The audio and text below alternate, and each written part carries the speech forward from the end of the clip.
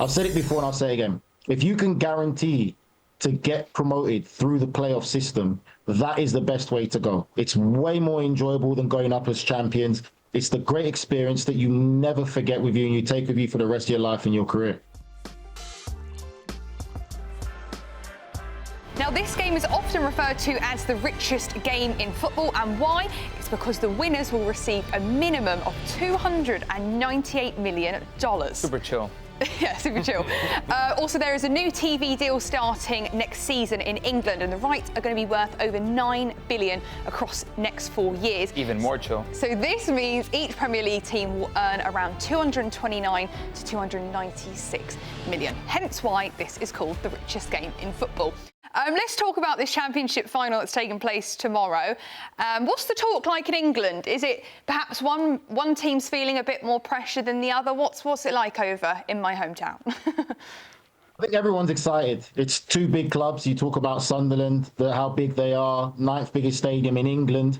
Massive club, want to go back to the Premier League. Sheffield United have been seen as a bit of a yo-yo club under the guidance of Chris Wilder, and he's coming back. And what's special about that story is Chris Wilder was a fan. He was one of those fans who'd go to the games, go in the pub, probably talk bad about players and talk bad about the manager. And now he is the manager of this football club. He is in the driving seat. And what he's done has been remarkable this season. Let's not forget they started with a 2-point deduction and they've gone on to have a great season. Now they're in the playoff final. They're experienced. Sunderland, the young side, excited to get back to the Premier League. Great young talent. It's two big clubs and it's going to be an absolute firecracker of a game. Nigel, we talk about the richest game in football, so I want the richest guy at Golazo Network to give me a little bit of this insight. So we talk about the team that's... That's Grella. That's not me. Oh, that's Grella. Okay, listen. We talk a lot about the team that wins, but also what's on the line for the team that loses? You're an expert in losing. You've lost this before. You lost an FA Cup final. So what is on the line for the team that bounces out? I wouldn't say anything's on the line, Nico. It's just going to be great disappointment. It's going to feel like a punch to the gut. When the way to describe the playoff is everything you've done previous to this moment counts for nothing unless you win this game. And when you lose this game, the first time I had that experience was with West Ham. We lost to Crystal Palace when they got promoted in the playoff final. In your mind as a player, you start thinking, wow, another year in the championship, another grueling season. There's no guarantee again next year that you'd make the playoffs or get anywhere near the top 2 or 3. It's just such a grind and you just have to embrace the struggle is the best way to say it. But when you do go up and win it, which we did the following year, it's great euphoria. It's the dream, it's the Premier League, it's the golden ticket, it's the big stage, it's what you've worked so hard for, and the rewards are great. You get to go to so many historic grounds. And there's just two elements to it. It's just the reality of it. And I think there's so much more energy around your football club when you get promoted. And it's not just the players, it's the fans. The fans had to witness the journey of the championship, how long and grueling a season that is, wanting to get to the promised land. It's the backroom staff. It makes a difference to them as well and the contracts that they might have and bonuses. So there's so many emotions, not just to the players, but the fans and the people around the football club also.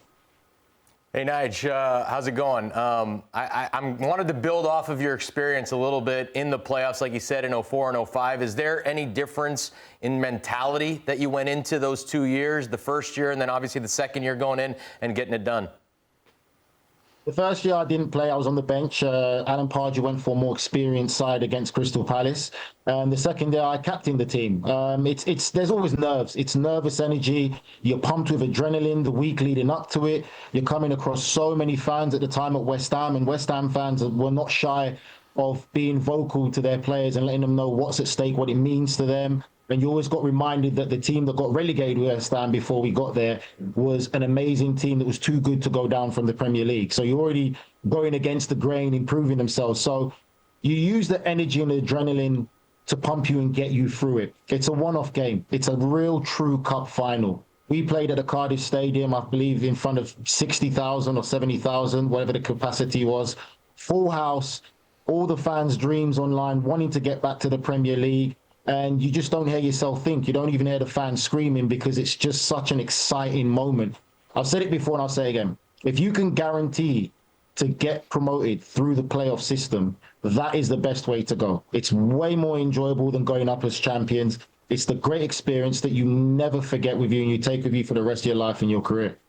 Nigel, who are some players that we should be looking out for from these two teams going into this final? Well, if you're looking from Sheffield United, who go in as the favourites over Sunderland, there's only Gustavo Hamer. He is a fantastic midfielder, Dutch midfielder, technically gifted, gets given a bit of a free role as well with this Sheffield United side. Chris Wilder trusts him very much so. Comfortable on the ball in tight areas, always wants the ball, got an eye for a goal, an eye for a pass. He has everything. I think for me, he is a Premier League ready player. Last time he played in Wembley, I believe, was for Coventry, funny enough, and scored a goal against Luton in a playoff final. He's a top talent and he's performed, and there's a reason why he is the Championship Player of the season. Real phenomenal player. He's the one that will make this Sheffield United side tick. Nigel, talk to me about Edson Arantes do Nascimento. Huh? The guy in your shirt, Pele. Who's more of a GOAT, Muhammed Ali or Pele? They are both GOATs to me. No, you gotta choose one. Of course they're So, both GOATs, but who's the GOAT between the two in their respective sport? Who's more of a GOAT? Ali for boxing, yes, definitely. Hard to not deny what he did for the sport of boxing and then the world itself. And Pele for me is one of the greats. You know, I don't do this whole GOAT conversation. Bro. Choose one of the greats. more of a GOAT. Who's more of a GOAT in their respective sport, Ali or Pele? Choose. Unlike you, I don't break under pressure. I will stick to what I just said. They are both legends in their own right. So anyway, moving on to Sheffield United. Sunderland. When you look at Sunderland, I would have to say Jobe Bellingham. Jobe Bellingham is a sensational talent. Yes, he's the young brother of Jude Bellingham, but when I look at how Jobe has been performing for this Sunderland side, you talk about a box-to-box midfielder. I feel he really is a true old-school midfielder, showing all the qualities you need. Sees danger well. Made some massive blocks for this Sunderland side against Coventry in defensive responsibility. The world is this kid's oyster. He really has stepped up to the plate. And this is why I say the Championship is one of the best leagues to play for as a youngster.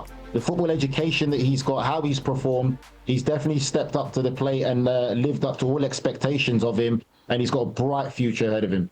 Nigel, thank you very much for all of that insight. We'll be seeing you all over the weekend because you're over in England for all the finals. So thank you very much. You can watch the Championship final tomorrow here on the Golazo Network.